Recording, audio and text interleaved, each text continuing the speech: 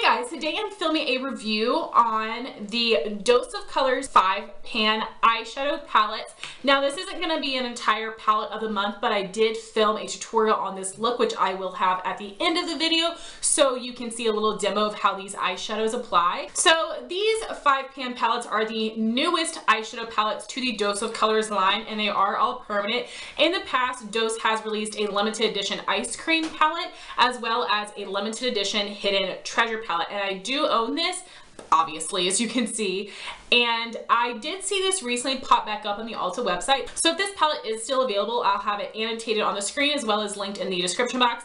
A couple years ago, I did film an entire palette of the month review video, which I will have linked up in the cards. I do have some really particular thoughts on this palette, and just to show you what it looks like, you've got some mattes, metallics, and some shimmers in here, and they are neutral and true metallic shades. But I can tell you for sure that the formula of the mattes in this palette versus the formula of the shadows in these 5-pans is completely different. So for these 5-pan palettes, you can buy these from the Dose of Colors website as well as from Ulta.com, which I definitely recommend, so you guys can get your Ulta points and all of the fun perks that come along with being an Ulta member.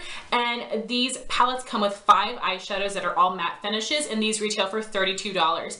Now $32 is on par with other high-end mini palettes, but when you think about how much a full-size high-end palette costs compared to these, it doesn't seem like you're getting the best value. So I would definitely recommend waiting until you have a 20% off Ulta coupon to apply to these, because they are permanent. Also, during the 21 Days of Beauty, the Marvelous Mauves palette did go on sale for half off, so hopefully a lot of you guys were able to pick it up during that time, because that was definitely a steal. So there are 4 different versions of these 5-pan palettes. I only have 3 of the 4, and I will show you what all of the palettes look like. I will give you guys some swatches, and I will insert some dupes that I looked up from Timtalia.com, and I will say that these are not the most unique shades in general. As a combination, they can be more unique, but there's going to be a lot of dupes for you. Here is the Marvelous Mauves palette, which was one of the first released. The shades are Fluffy, Rosy, Wishy Washy, Spaced Out, and Wine Stain.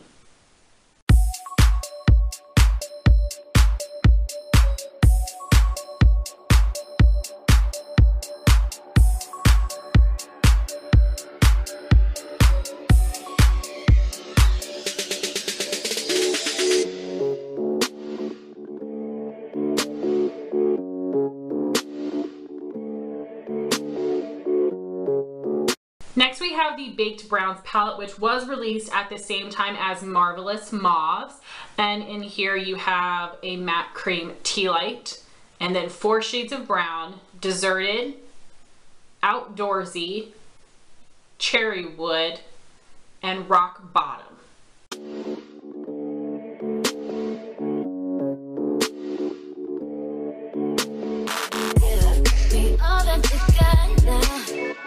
Make you want me 'cause I'm hot now. I'm gone, so faded, I'm on one. Bang bang, pop off like a long gun. I love to get on, I love to get too on.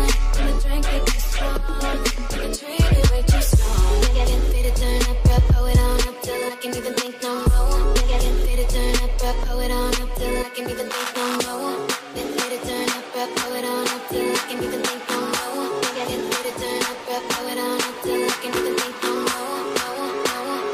And then I believe about 2 years later, Dose of Colors released the Blushing Berries and the Sassy Siennas palette. So this is the Blushing Berries. You have 4 different tones of berry, and then you have a matte black. So these shades are Berry Chic, Roseberry, Berry Pop, Mixed Berries, and Berry Black.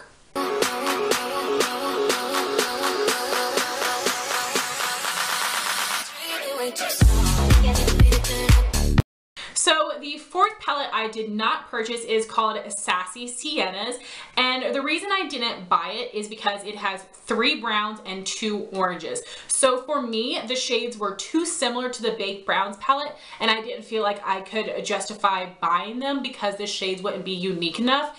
And I don't wear orange eyeshadow very often, but I already have some go-to oranges in my collection that I didn't need to buy this palette for the oranges, and I definitely didn't need to buy this palette for the browns.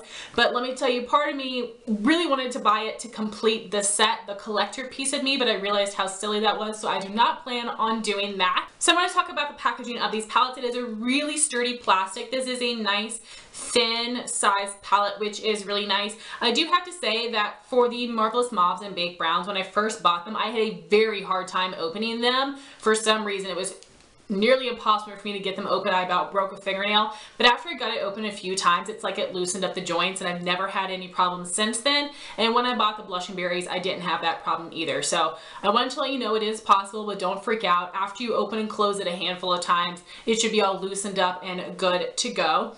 Another thing I love about these palettes is that they don't come with a lot of excess packaging. You have your shadows, and then you have a slot here for the brush. And this is what the brush looks like. It is dual-ended. You have a little pencil brush, and then you also have this semi-fluffy, semi-flat brush that I guess you could use for your crease or your lid shade. So you could use this to create an eye look, but it wouldn't be the most blended look overall. I don't think the quality of this brush is very good. However, the more flat side I think can be really nice, especially with the matte cream from the Baked Browns palette, to just clean up the outer edge of my shadow. That's the only way that I've used it, but it is nice that they include it for someone that doesn't really have a lot of brushes. And then they do have a decent sized mirror in here. Now, you couldn't apply your full face of makeup using this mirror, but it could be nice to use when you're applying your brow products or your shadows. So I do like that. I think the packaging is pretty darn nice. Another thing I love about these palettes is that there is a sticker in the back with all the shade names, and the shade name is directly behind that color, whereas in ColourPop palettes it is opposite. So in a ColourPop palette, the shadows go from left to right. You flip over the palette and then the names go from left to right. With the Dose palettes, it's not like that. So for instance, this one is called Berry Black. So you turn over the palette, right behind it is the sticker that says Berry Black. So I did want to mention that, and I wish that all palettes were this way, because in my mind I don't have to get confused about the layout. It just makes sense. So I really enjoy that. So now talk about the formula, the texture, and the pigmentation. So for the pigmentation, these shadows are off the charts pigmented. When you guys look at my demo at the end, you will see how intensely these apply.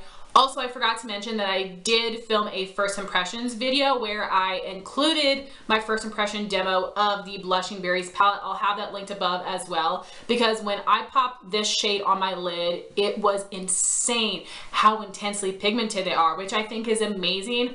But I do think that you need to be careful when applying them, because a mistake is really going to show up. So in the demo, I was being very precise and careful when I was applying the really deep shade on my lid specifically, so that I wouldn't have to worry about muddying up the crease. And these are a very smooth velvety shadow, but they are super duper soft. So when you put your brush in there, you get a ton of kick up, probably the most kick up of any shadow I've used.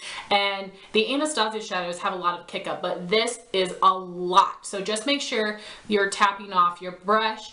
And when I was applying it, especially the really dark shade on my lid, I did have a little bit of fallout under my eye, but not as much as you would think I might have, considering how much kick up I had in the pans themselves. So that is something good to note. A lot of kick up, but not so much fallout.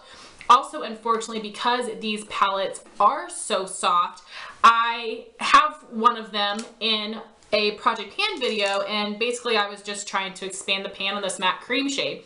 Well, I was filming my update video, I held up the palette, and one of these shades completely broke, and I had not dropped this, I hadn't smacked it on anything, I've been very careful with this. So the fact that it broke absolutely blew my mind, and I wasn't expecting it at all. Luckily, I was able to save it and it did repress very nicely, but I did want to mention that and I will show it to you. It's this middle shade from the Baked Browns palette in Outdoorsy. I was a little afraid of repressing this considering the fact that usually when you repress a product, it becomes even more powdery. And I thought this eyeshadow would just disintegrate if it got even more powdery than it already was. But actually it made it a little bit more firm, not too stiff. I'm able to get a lot of color pigment off it, but that was good to know. And of course, depending on the amount of alcohol you use when you repress something, it can turn out differently, but I was really happy with the way that this one turned out and that it is still definitely a functional, usable shadow. But I did want to mention you want to be careful with these. I would not recommend traveling with them because they're so soft. However, I do think that with the pigmentation and how soft these are and the velvety texture that they just glide onto the eyes so easily, even if you have eyelids that have a lot of crepiness, lines, a lot of texture, they will glide over your lid so easily, which I think is fantastic. Even though I'm using really deep shades on my lid, it doesn't look patchy, it didn't skip, and I don't even have a colored base underneath, so I was really happy with that. However, I do think that these shades can get a little muddy if you are not precise when applying them. Another thing I noticed both today and when I filmed the first impressions using the Blushing Berries palette is that, you know, I did the most intense color on my lid and then I kind of faded up as I went. So I had already applied my lid color, and when I went to apply my crease color, even though I was being very precise with applying it, it dusted away this top part of my lid, and part of that could have been the brush, but I think a lot of that had to do with the fact that I do have hooded eyes. When my eyes open, this part of my eye goes underneath of the socket. So because this shadow is so smooth and velvety, it's like it just rubbed right off. It didn't disappear completely, but it definitely faded a lot from how it applied initially. So that's a bit of a bummer to me. I don't have problems when I'm using this as a transition or crease color. However, I'm using a lighter amount of product in those ways. So that's something that I wanted to note, but all I did was re-intensify my lid shade and I was good to go. I just made that be my last step before mascara and that was fine. Also, typically when I'm reaching for these palettes, it isn't for a complete matte eye look. I'm using these for transition crease outer corner shades and then going in with something shimmery on my lid. So I've already primed my eye with a Milani eyeshadow primer. I set my brow bone with a matte white from the Balm. Now I'm going to be taking Tea Light from the Baked Browns palette, and this is the matte cream shade, and I am going to set the primer in my crease with this Wet n Wild blending brush.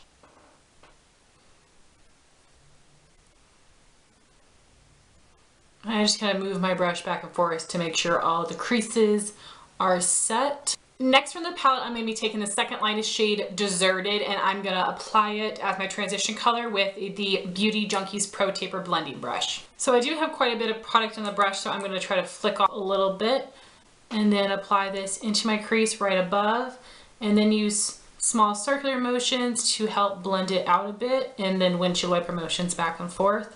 I'm going to pick up a little bit more of that product and focus it on the outer part. And I will clean up this inner part here once the whole look is done. Then I'm taking this shade Cherrywood, which is a really dark reddy brown. I'm going to pack it on my lid with my MAC 239 flat shader brush. And you guys will see how pigmented this is. I just pressed it onto my eye. These shadows are super duper pigmented, so you want to be precise when applying them. So I just picked up a little bit more product for the second half of the lid, and I'm starting by just stamping it on my eye and then smoothing over it a bit. Then I'm taking the third shade in the palette, which is called Outdoorsy.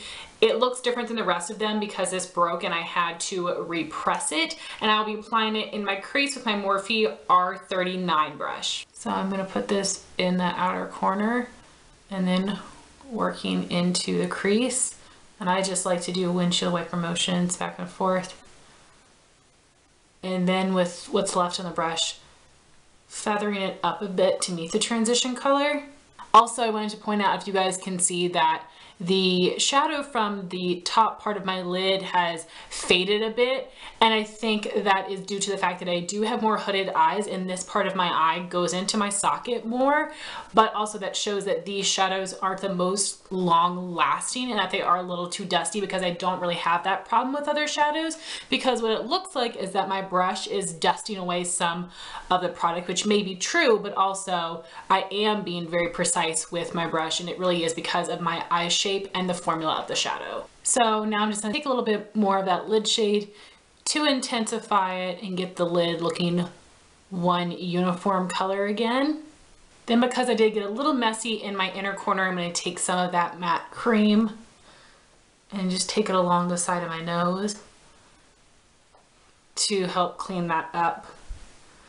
And I love this matte cream because it is so pigmented and powdery. It actually just works so well to set and just to clean up little eyeshadow mistakes. So I'm going to take that same matte cream with my Sigma E45 small tapered blending brush, clean up the outer edge of the shadow. And I'll take a little bit of this and also go under the brow to just clean up all around the eye look. So now I'm going to finish off the look with some mascara, and on my lower lash line I have the Maybelline Lasting Drama eyeliner in Striking Copper. So to give you my overall thoughts on these palettes, I do really enjoy them. I think that the colors are very pretty. I'm happy that they're in my collection. However, none of these shades are incredibly unique. The most unique palette to me would probably be Blushing Berries. I really do love these three shades here, but for the mauves and the baked browns, they're not that unique. I'm sure that you guys already have these shades in your collection, but if you tend to wear a lot of cool mauve looks, a lot of browns, you like reds, and you're wanting matte finishes, I think that these are good palettes to have in your collection. They just aren't must-haves, and it depends on what you are looking for in your collection. And I know other people are die hard for these palettes, and I think that they're good. I definitely use them, but I know that I reach for other palettes over these. These aren't my most favorite matte formula because they're just a little too soft, but I do think that they are relatively easy to work with, and I like the looks that I create using these. So basically, I recommend them, but I wouldn't say, oh my gosh, you have to have them in your collection. But I would love to know your all's thoughts if you have tried out any of these Dose of Colors mini 5-pan palettes in the comments down below. Thank you all so much for watching this video. Please like, comment, and subscribe, and I'll talk to you soon. Bye guys.